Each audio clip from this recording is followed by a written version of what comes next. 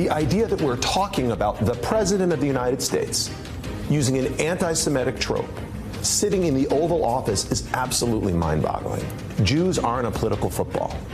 We shouldn't be used as if we were a tool in a partisan debate. We're not a monolith. And the loyalty we have as Americans is no different than the loyalty of any other American. And frankly, I'm just sick and tired of having to deal with this kind of bigotry. In case you forgot what Donald Trump said to prompt that reaction, here it is. Any Jewish people that vote for a Democrat, I think it shows either a total lack of knowledge or great disloyalty. The very next day, Trump tweeted a thank you to a right-wing commentator for saying that Jewish people love the president, quote, like he's the king of Israel, like he is the second coming of God.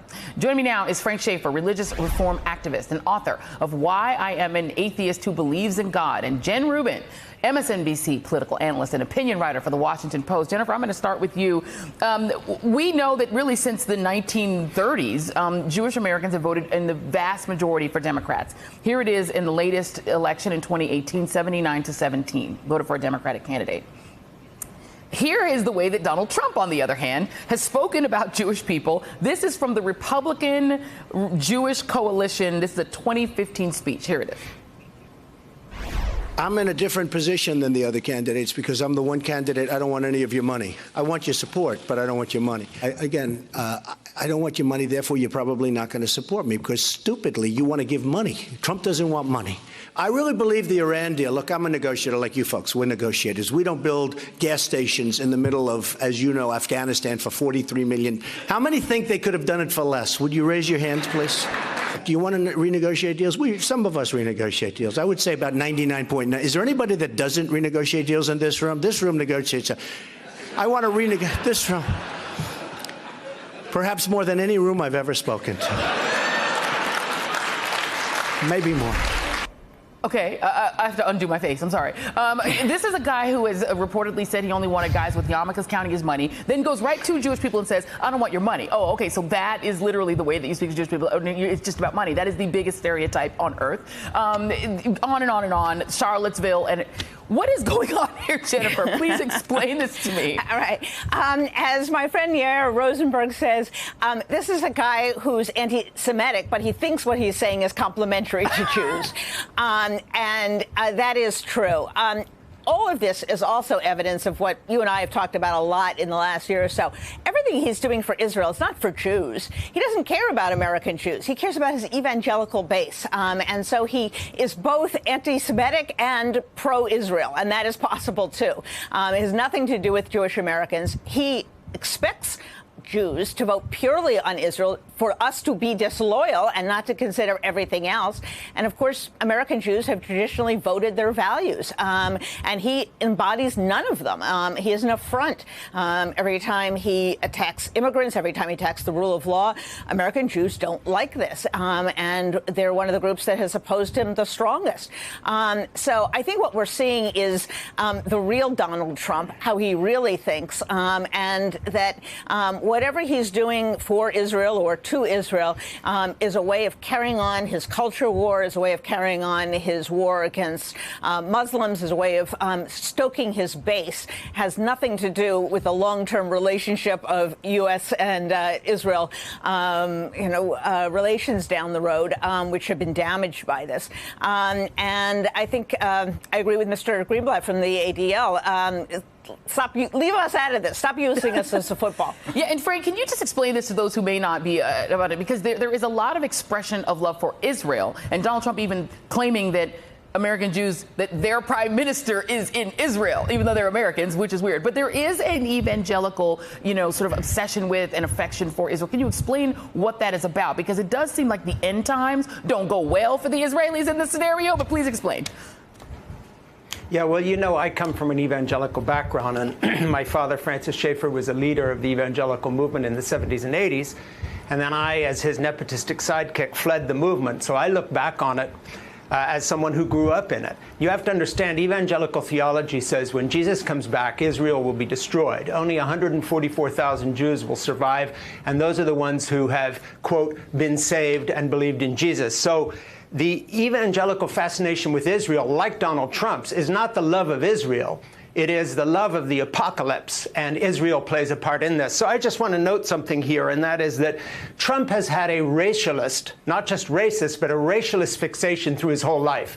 His dad and he conspired to keep black people out of their buildings. He's always making these comments. He takes out full-page ads about the kids who were falsely arrested in Central Park. This goes on, and this is part of this. And I would just like to add one other thing. Not only are the evangelical white nationalist voters his real audience, and they are very suspicious of Jews, very anti-Semitic to their core when it comes to them saying that Jews are all lost and going to burn in hell. They love Israel because it is strong. It goes to war. It looks like them. There are guns around. They fight. Lastly, I want to add one more thing.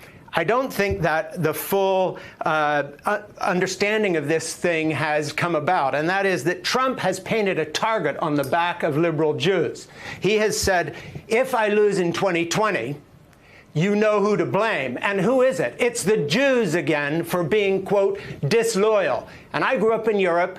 I grew up at a time when there were still marks of the Second World War, when the gas chambers and all the rest were not tourist meccas yet. This is real stuff. Now, he's a fool, and so he doesn't perhaps understand what he's unleashing. But when you paint a target on the back of Jews and say, your disloyalty will cost me the election, that's what he's saying. Yeah. It has nothing to do with the Jewish vote. He is now back in the camp of white nationalism and the genocide that came about in Europe when Hitler blamed the Jews for their economic problems in the Weimar Republic. Make no mistake, this is horror, and this is coming from the American president. He is a disgusting individual, and he has to be stopped. And this puts the stakes of 2020 even higher. Yeah. The real message is the opposite of what he said, and that is those who are loyal Americans are going to rise up and vote against this racialist, disgusting human being. And, you know, Jennifer, the thing about that is, you know, even more terrifying is that, you know, to that very point, it's a weird thing where Donald Trump says all of these things about being pro-Israel and being, you know, the Jewish people should be with him. And yet what he's unleashing, to Frank's point, is a lot of really frightening anti-Semitic violence. You know, we even saw, remember, the Beastie Boys grave, you know, desecrated in New York by these, you know, you're seeing. And then so it is a strange thing to happen. Do you ever wonder why Jared Kushner, who is his son-in-law and who is Jewish, doesn't say anything about any of this? He's been really quiet through all of this. I assume it's some combination of pathology and greed. So that's the only explanation I have. You've noticed that Ivanka and Jared have been out of town during all this. We haven't heard boo from them. I just want to pick up on, though, on something that was said that was really important. When Trump attacks the caravans and when he attacks those people who are coming in, that is a message that resonates with white nationalists. And what we saw in Pittsburgh was that playing out. Jews have been welcoming to immigrants. They have immigrant aid societies. And that murderer, that white nationalist, went after those Jews because he believed they were assisting in bringing in black and brown people that were going to destroy whites and were going to undermine them. He has already put a target on American Jews' backs. So all of this, and certainly the Jews will not replace us, where he thought there were some nice people there. That's another instance of it. I also want to say, you know, all of the things Trump hates, cities, the elite, the media, these are all buzzwords in anti-Semitic tropes. Yeah. And what he's painting a picture of is the Jews, the evil, city-dwelling elitists who are controlling the media. And that's more than a dog whistle. That's a bullhorn. Yeah, we need like twice as much time because we didn't even get into the idea of him likening himself to God, which is another strange thing. We haven't heard really nothing from the Christian right that, you know, is supposed to believe in God, that are not. They think this is all haha, very funny. Frank Schaeffer, thank you very much. Really appreciate you, Jen. We'll be back in our next hour coming up.